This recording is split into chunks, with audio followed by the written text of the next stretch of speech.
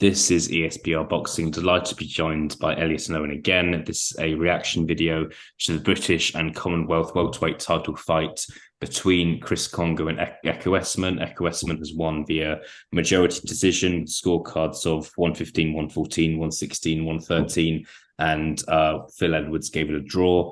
Gents, just want your initial reaction to that fight. Ekow Essuman moves to 19-0. Chris Kongo now 14-2. Owen, I'll go to you first. Firstly, I want to start off. It's the bad note, but how anyone can see that and say, yeah, one of the two has won that by 3 rounds is quite frankly ridiculous, in my opinion. I personally had it the draw. I thought it was a good fight. It wasn't a great fight. British title fights can tend to be some of the best fights you'll watch. Because of what it means. I think Kongo was edging it for the majority of the early rounds, but he's obviously nicknamed the engine for a reason. Ekow Essuman, his engine is absolutely ridiculous. In the latter rounds, I thought he started to take control. Kongo was unlucky. I think he'll learn from it. I think his jab was excellent early on. He found his range with his jab. And it made it intriguing from there. To be honest, I was a bit disappointed with it. I thought it'd be a cagey, sort of very tentative 1-3. Then as we get into 4, 5, 6, I thought this is going to heat up here. Obviously Essuman, he's better in the latter rounds, really, from what I've seen personally. I thought draw, see it again and hopefully see a more convincing result. But yeah, it was a good fight. I don't think Kongo. I don't think his sort of his stakes don't go too low because of that loss. I think it was very close, and a lot of people, media wise, I've seen had it a draw or sort of one either way.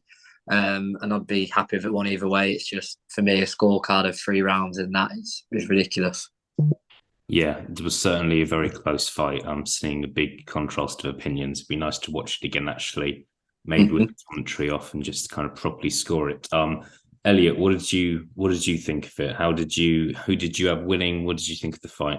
I think when Kongo watches it back, he'll in some ways think that he threw it away, frankly. I think he started off well. I think he was in control. Double jabs. Usman didn't seem to be able to get through that, frankly. And he seemed to sort of switch away from that in the middle of the fight. And I think he really kind of threw it away, frankly. But I also think there were a lot of messy rounds as well that were tough to score. I don't think Usman was landing that cleanly. And I also feel like, well, it's been suggested to me when I thought the commentary was somewhat biased towards Usman as well. I'm not necessarily saying that they obviously have an influence on the judges or the fights, but especially in the early rounds, you're sitting there going, this isn't really tallying with the reality that I'm currently watching. And some people who were anonymous, so I can't give their details to anyone that may be wanting them in follow up, was saying that actually some of the streams that they were accessing, not me, I paid for it, were didn't have the sort of British commentary on them, and actually you saw a very different fight that you could score very differently. So yeah, I think frankly Kongo threw it away. I think the fight was there for him to win. I don't, like Owen said, I don't necessarily agree with some of the wideness on some of the cards either. Scrappy fight, yeah, not British and European standard, not British Commonwealth usual standard that like Owen says as well. But yeah, I think mostly my feeling from it is it'll be disappointment for Kongo, who should have won it. Yeah, I think sometimes people get some people saying, "Oh, British title fights are always good," and that's not true. It's one of these kind of myths about the sport. That's not. They usually can be quite good fights, but not all the time. I think this one, it was watchable, but it was not a classic. I would love to see a rematch personally. I'm not sure we will. Essuman, it's kind of interesting because I feel like he's nearly 34 years old. 5 years ago, when he was obviously 28, I'm not sure many people would have been aware of him. But if you look at who he's beaten, his last 4 or 5 fights, he's beaten solidly good competitors. And I like fighters who do that. I like fighters who don't kind of go down a level and just kind of have an easy touch as a type of defense. I don't believe he's done that. Going to wrap things up quickly. Apparently Essuman is quite happy to stay at the level he's at. Apparently, the European title, he's not going to be able to fight for that next. Is there anyone who springs to mind for you, Elliot Grigg? I think one person who I've put a tweet out about is Michael Mckinson. Obviously, has also beaten Chris Kongo. Don't know if that fight can be made or not, but that's one name. Is there anyone else that springs out to you that Ekow Essuman could face at welterweight? I think there's a one name that stands out because some people were speaking to me about this during the fight, but that guy is currently embroiled in some legal trouble to do with some tests that have allegedly been failed. That's one name I'd say. I think the Mckinson fight would be good, frankly. But again, I think with Mckinson, it's weird in the sense that he is obviously a capable boxer. Has obviously been in, there's a decent challenges there, but equally doesn't seem to have a lot of promotional investment or interest behind him. So whether that fight will be made off the back of that, I don't know. But I'd like actually to throw in the guy that eats a lot of eggs and is undergoing fertility treatment as a potential comeback into that mix as well.